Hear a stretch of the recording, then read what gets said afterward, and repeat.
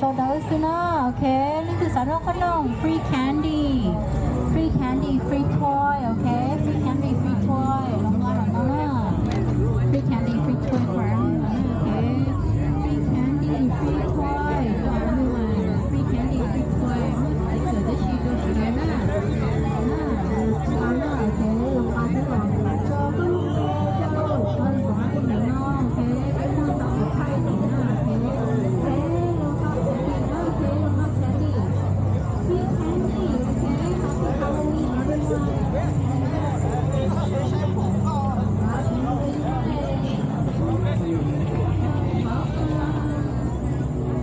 等得了，记得了，等到了啊！谁话人家在这边嘛，新机是不新机啊？好，好，到这个话有毛了，这个嘛的我不嘛，估计都到得了呢啊！嗯，这年能知道我这些吧？知道我这新机这边这个的 ，OK， 来来来。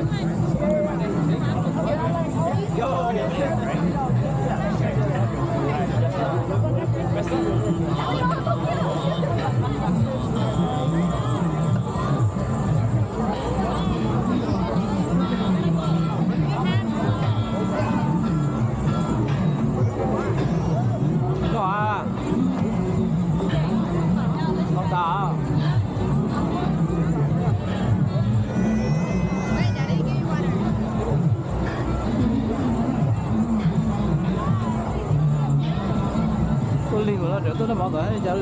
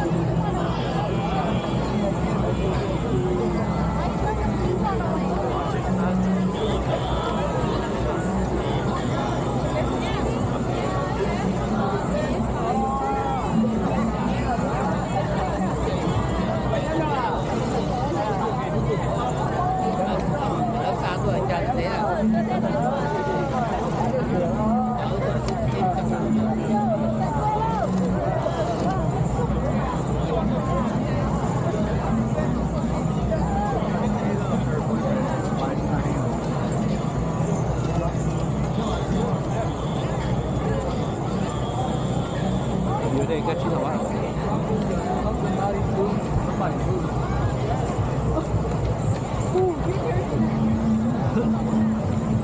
来nữa sao? Chị hầu ha. Chị bị biển đấy mà hầu, anh chị bị biển. Lấy cái hầu này. Nói chị.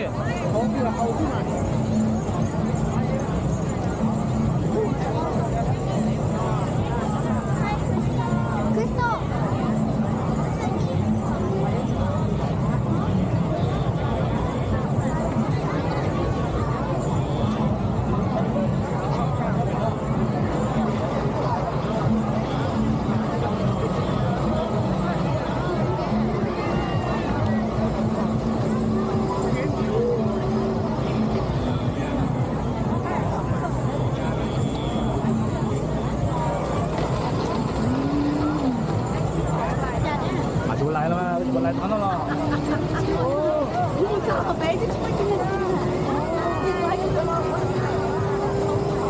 Chú lại cái gì đó có rồi nữa.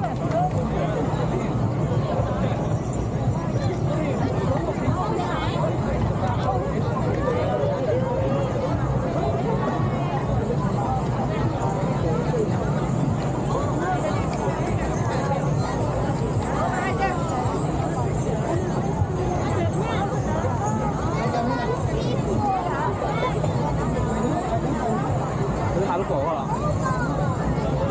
Đó.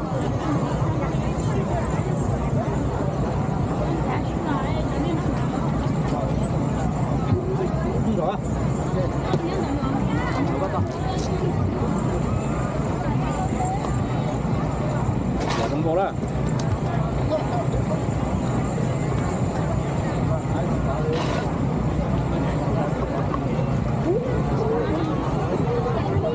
Cua, cái chất cua.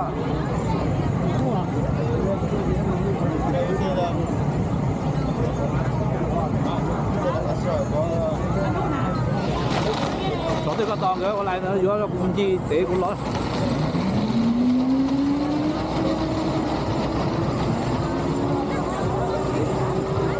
Cá lửa có rồi nữa. Dê rồi nó dê.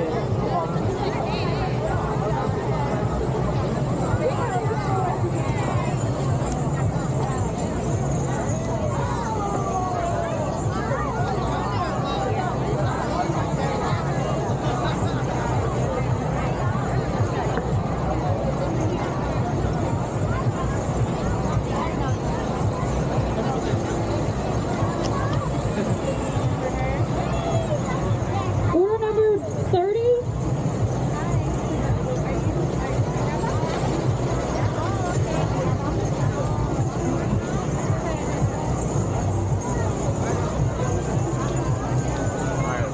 number 30.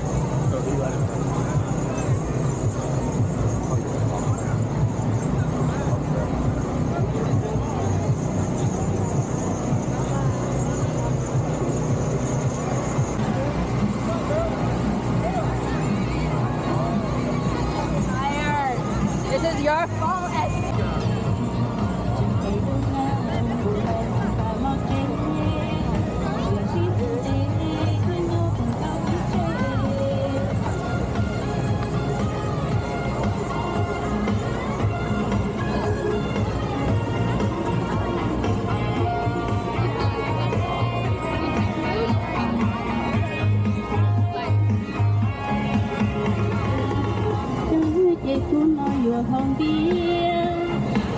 cà phê lọ cứ vô mua củ cà phê dầu mua cà phê chị cũng nói dưới mua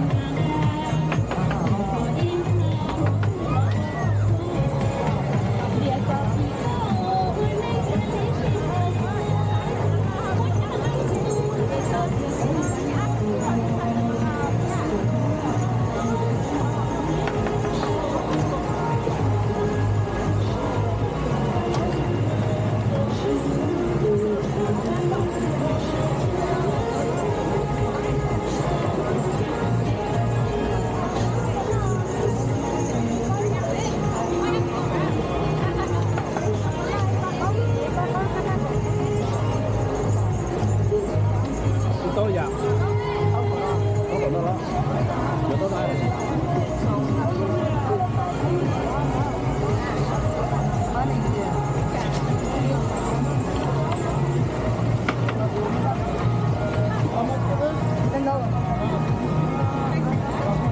Rồi, chưa chứ. Ồ, đã tốt rồi.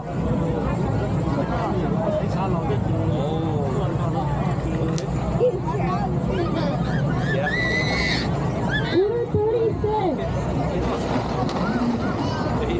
36. Yeah.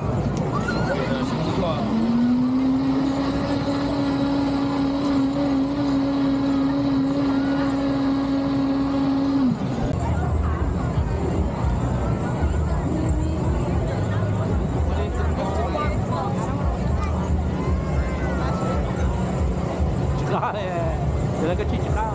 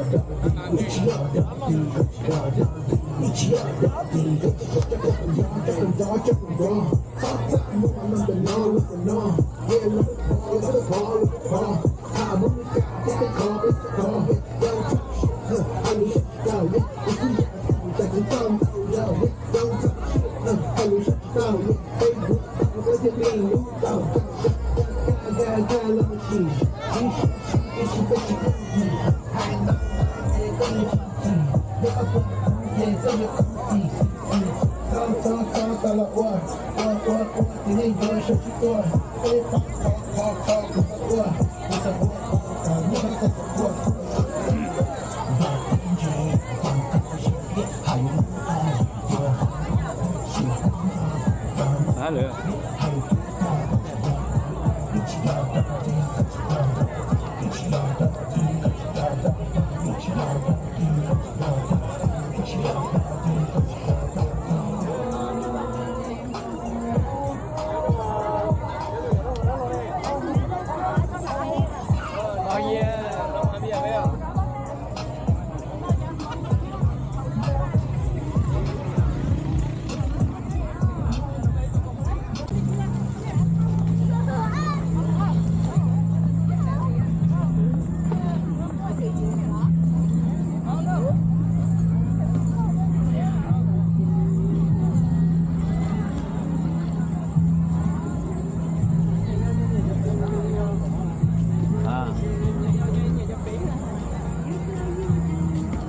Sau đó thì ra mà đi sau đóจะchế tên cái mà đi mua gì đấy.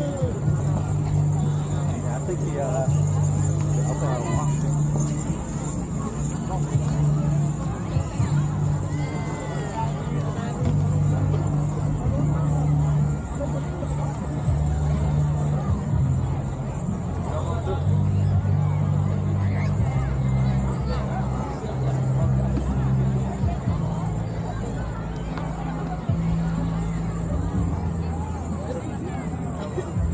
Cố về thôi.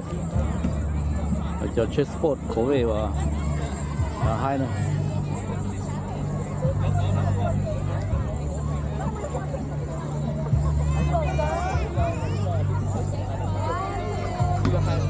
special rod đó à, cô bé vậy đó. Bé, bé nếu ở theo không được cái gì thì đâu này không có mà nó không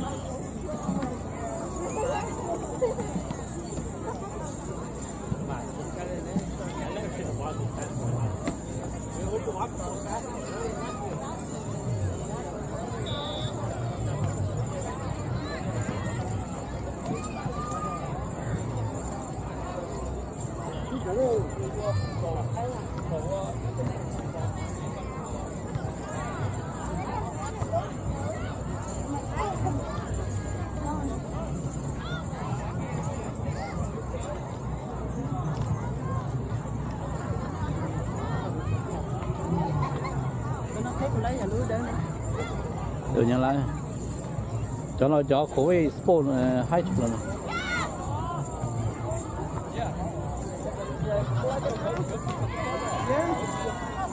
Yes.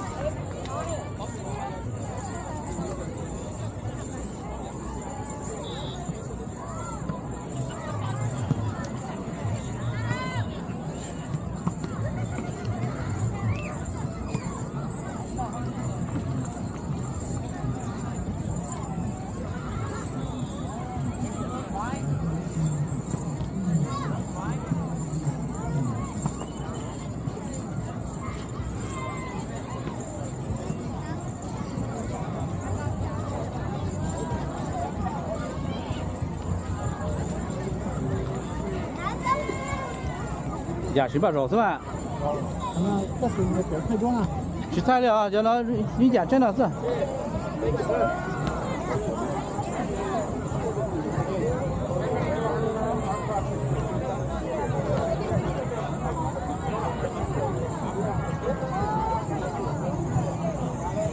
来。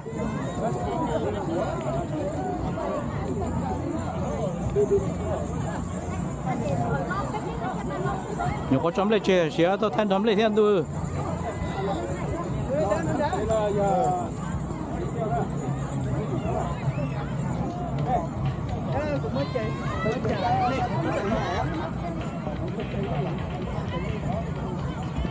baby hai xem mà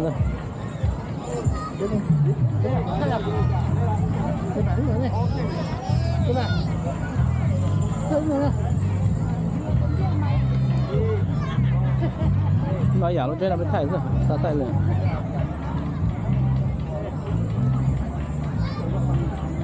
các bạn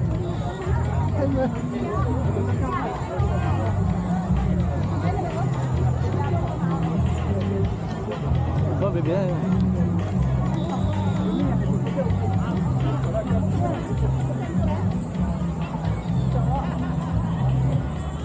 cứ thế thôi.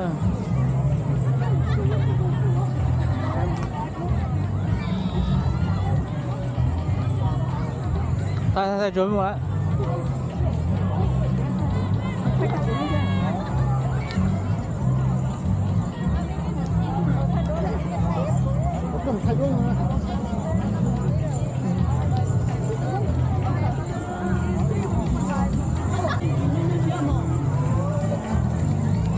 Đó, không đúng rồi.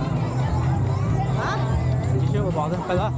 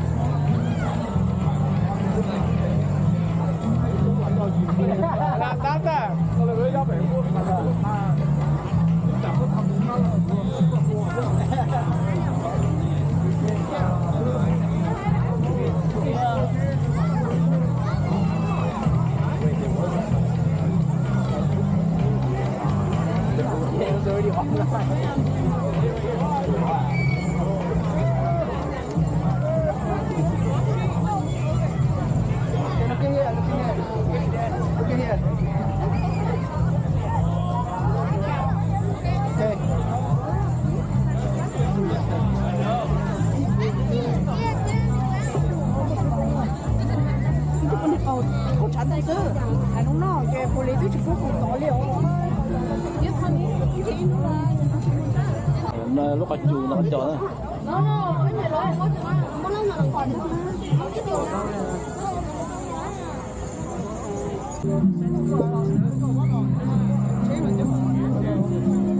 Nó chỉ được 21 cú là cú lúc nó mua là 200 lần là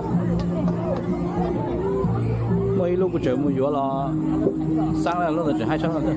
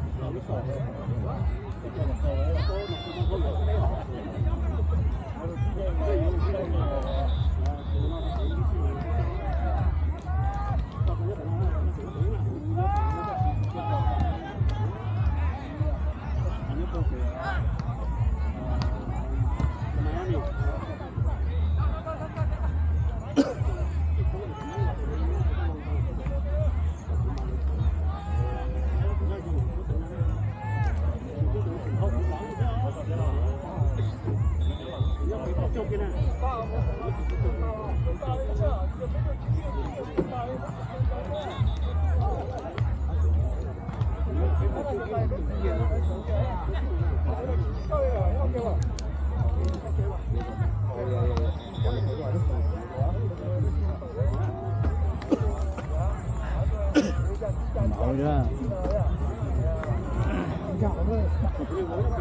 Hãy subscribe cho kênh Ghiền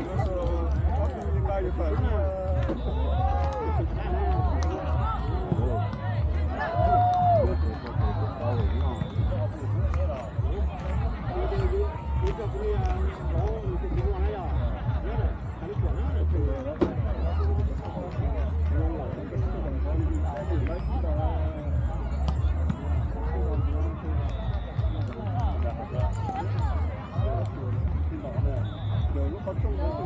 hấp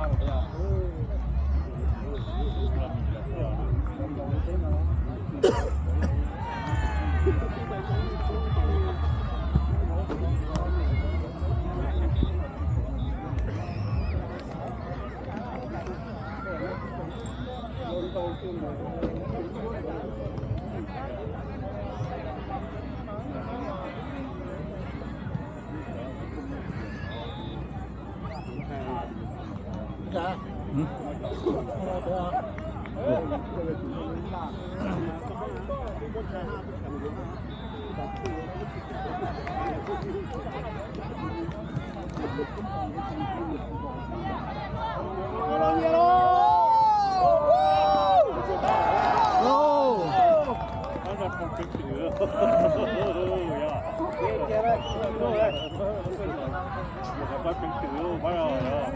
Dạ, nhớ.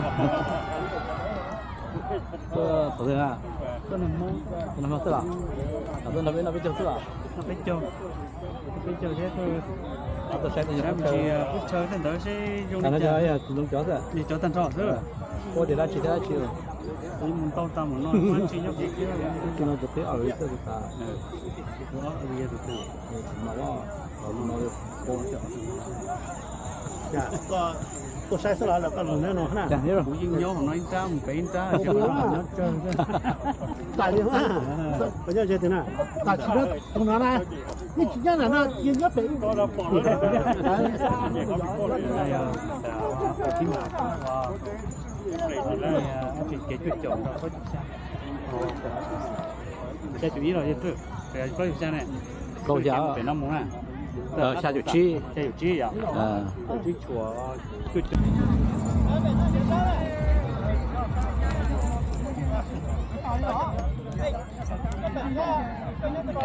Nó bắt con mà nó chủ ngon nữa, nó tập cao mà thế đó. Bắt đầu kê, bắt đầu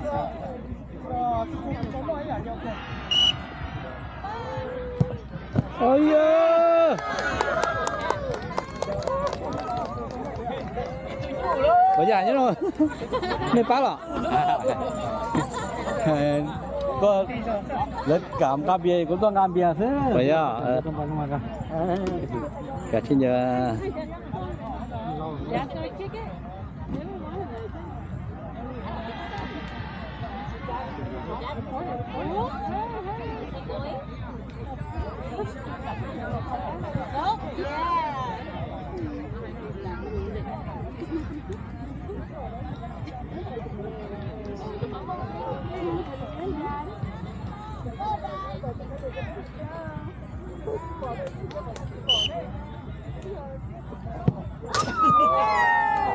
Good shot.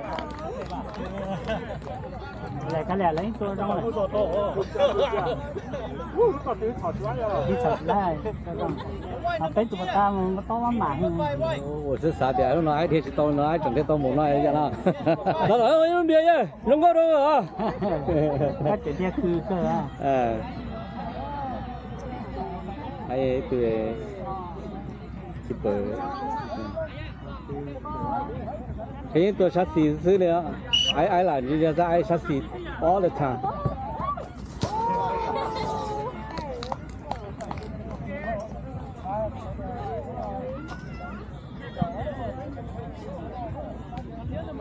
đó giờ mà có đó nó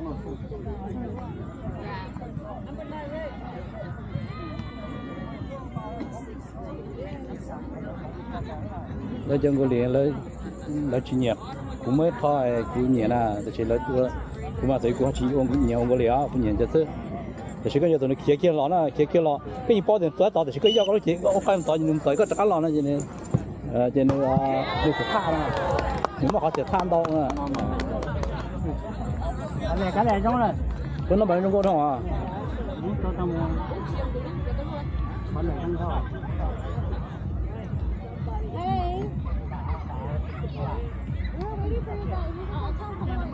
See, I was right.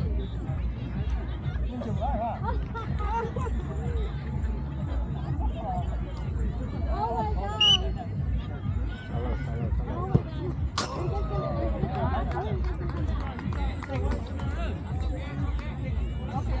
We're gonna sit here and wait for you guys. We're not gonna move. cái mà cái tôi sát nó nên mà những sát đồng đồ sơ bây giờ không mà sát cái nào mà chút tụt cái tụt đó thì có tát thôi mà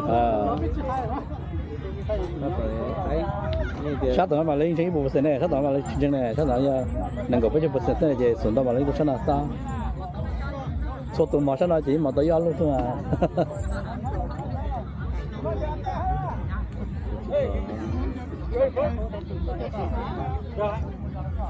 sát nó cái sát xịt ra nè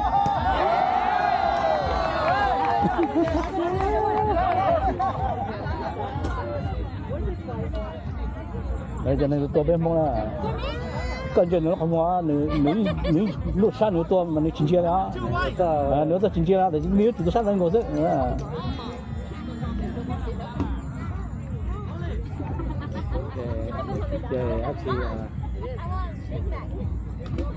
Actually sing so well.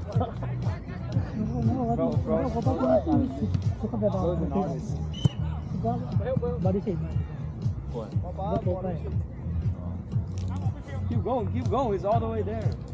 Ba hồi giờ ăn lạp à, sòm à, đây rồi, chấm đó, cái sòm bắn, nấu lúc kẹp về bả sầu, già rồi.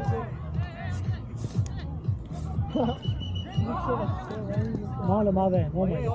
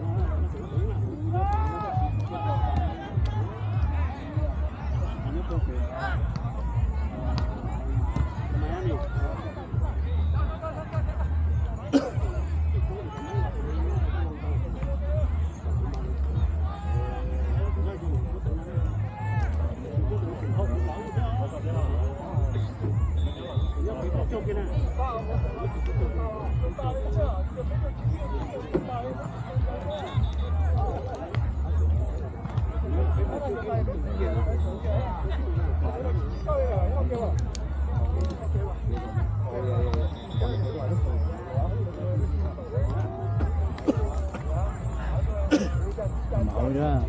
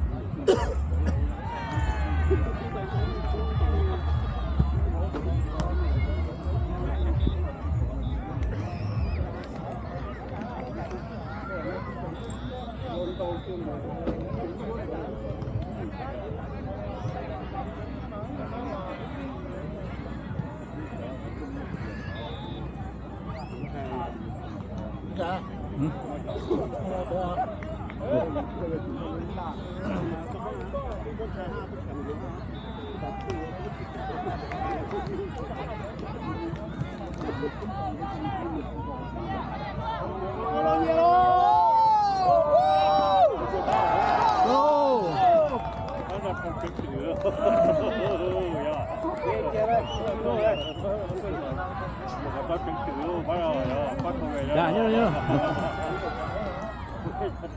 Tôi à. Tôi nằm mơ à? Tôi nằm bên châu à? Bên châu thế tôi. Tôi sẽ đi em chỉ phút chơi thì nó sẽ dùng để chơi đúng chó rồi. Đi chó tan trọ rồi. Cô để ra chỉ thế chiều. Tôi muốn tao ta muốn nói chỉ nhóc gì kia. Nó chụp cái ở đây được ta. Đó ở đây được. Nó ở nó cô chọn. Dạ. tôi sai sao là con lùn này nó nè. Chẳng hiểu rồi. Cũng dưng nhớ nói ta một cái ta. Tại vì ha, bây giờ thế nào? Tại chỉ biết con nó này, cái chỉ nhất là nó duy nhất đấy.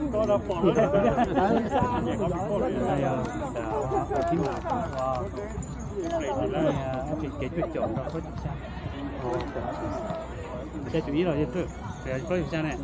Câu giáo phải năm món à? xa chủ chi. Xa chủ chi à? Chi chùa cứ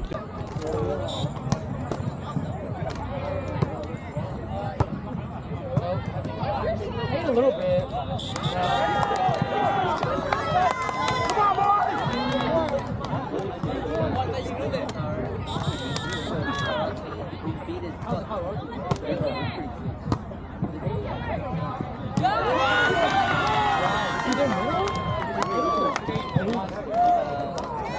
Hey Chris, how are you guys doing it? You guys split everything? Fucking bracket. Yeah, well, yeah, that's. Dude, wait, dude, if everyone in your bracket split, you guys aren't basically, right? No, we are. Because they're doing that by points, right? Yeah. So it just depends, I guess. Right, it just depends. So like this whole group can go.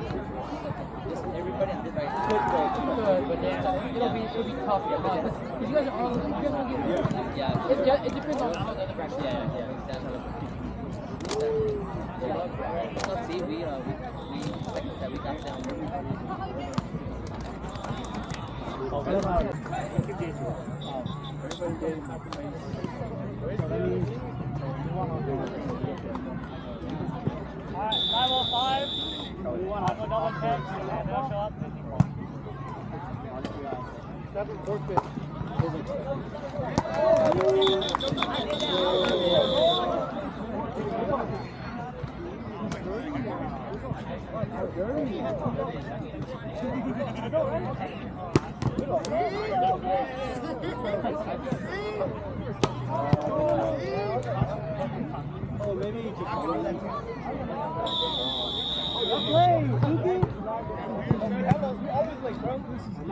Are we playing?